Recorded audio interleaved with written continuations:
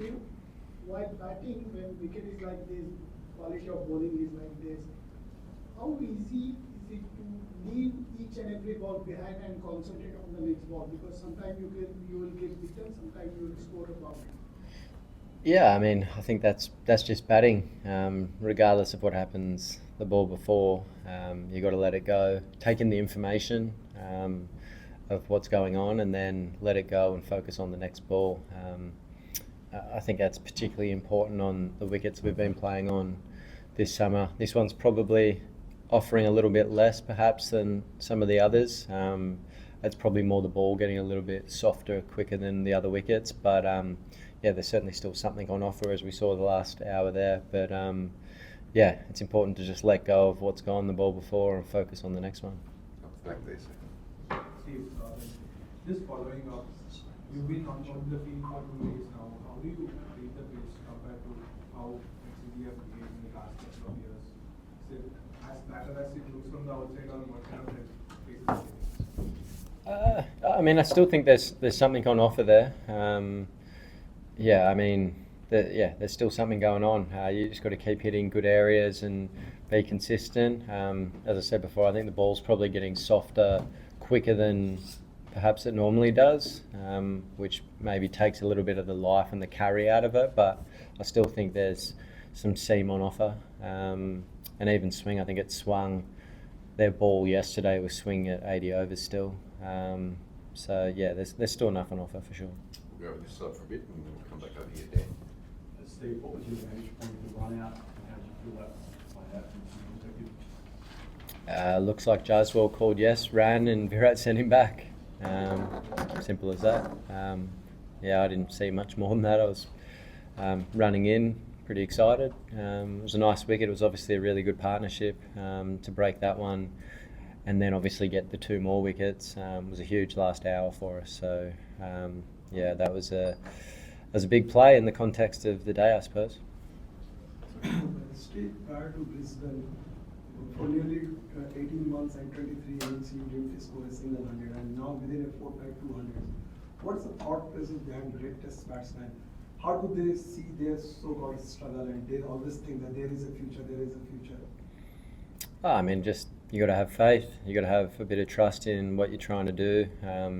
You know, I've played the game for long enough now to know that you can have your ups and downs. Sometimes you can be hitting the ball really nicely, which, you know, I think I said to all you guys when I wasn't scoring the runs, I actually felt like I was batting pretty well. And there's a difference, I think, between being out of form and out of runs. So, yeah, I thought I was hitting the ball nicely, having some faith and confidence. You know, I think you need a lot of luck on these wickets to get big runs as well, and the ones we're playing at the moment. And you know, last week I had my fair share. I think I got an umpire's call and got beaten on numerous occasions when on other days I'd nick it. So yeah, you need a bit of luck. So yeah, but yeah, just got to have faith that you're going to turn it around, keep trusting the processes, and letting go of each ball, as I said before, and concentrating on the next one. Steve, 311 for 6, you started today. So was there a change in plans, how you and Pat planned the first session and how quickly the runs were scored? Like, what was the plan from yesterday evening to today morning, the first session?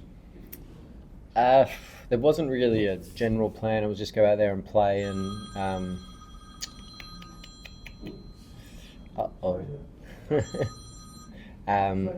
that's all right, man, no worries. Yeah, there wasn't a real plan. It was just go out and play and see what's going on. And I thought Paddy played really nicely, really good, positive intent. And yeah, we were able to get a nice partnership together and sort of take a bit of the momentum of the game from that point, I suppose. So yeah, it was a really good first session.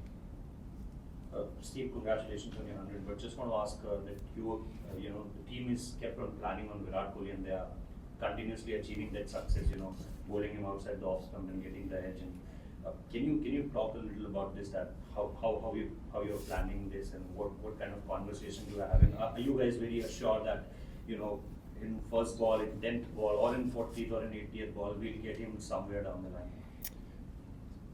Look, he's a class player. We know that. Obviously, he played really well in Perth for that 100, and he looked really good today. I thought, geez, he's in for a good one here. And it was probably the first ball I think he actually played at on that 5th, 6th stump line.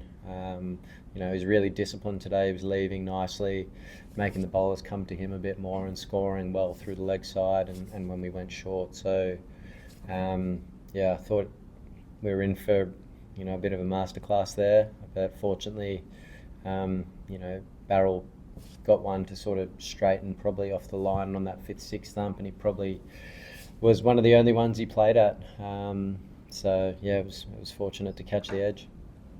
Ollie, did you? Yeah.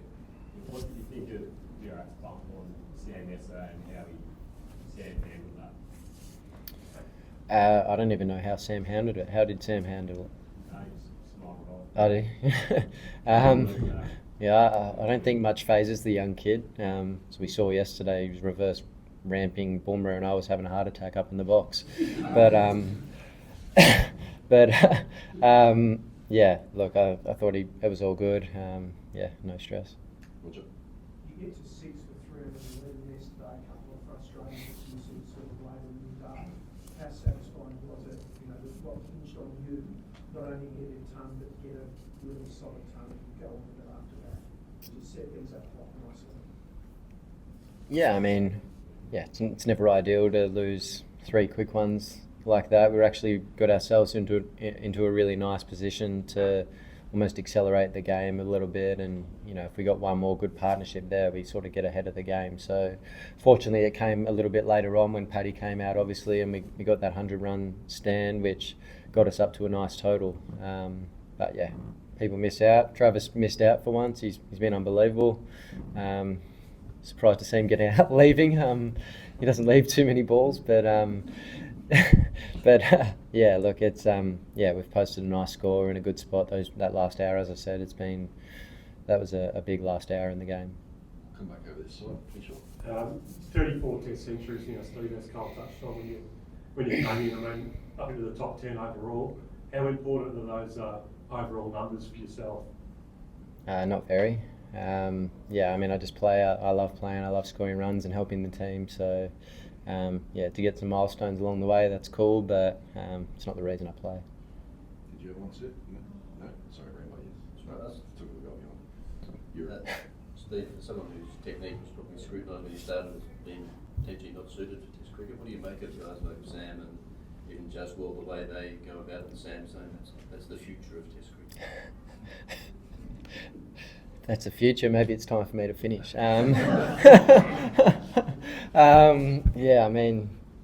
You got to have some serious courage to do what he did yesterday. And that first over, Boomer beat him 3 or 4 times. Bowled some really nice balls, and actually thought he played them really well.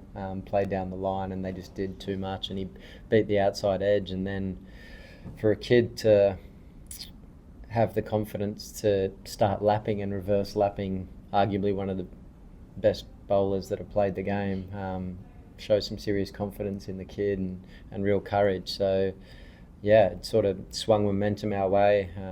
I think you saw when he got picked, George and Ron said they wanted to see something different, show something different to the new ball, and we certainly saw that. And it worked out really well for us yesterday. Last one, Woody.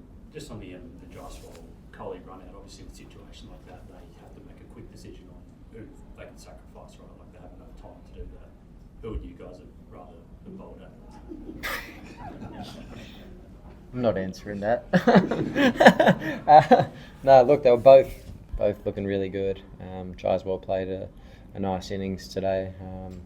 Aggressive, hit any loose ball that was bowled basically, and as I said before, Virat looked like he was in for a bit of a masterclass the way he started and the patience that he showed. So at that stage we'd probably take any of them. And just fortunate, I suppose. Sometimes when you have one of those things happen and you break a partnership, you can get that other guy out quickly, and happened today, which was good for us.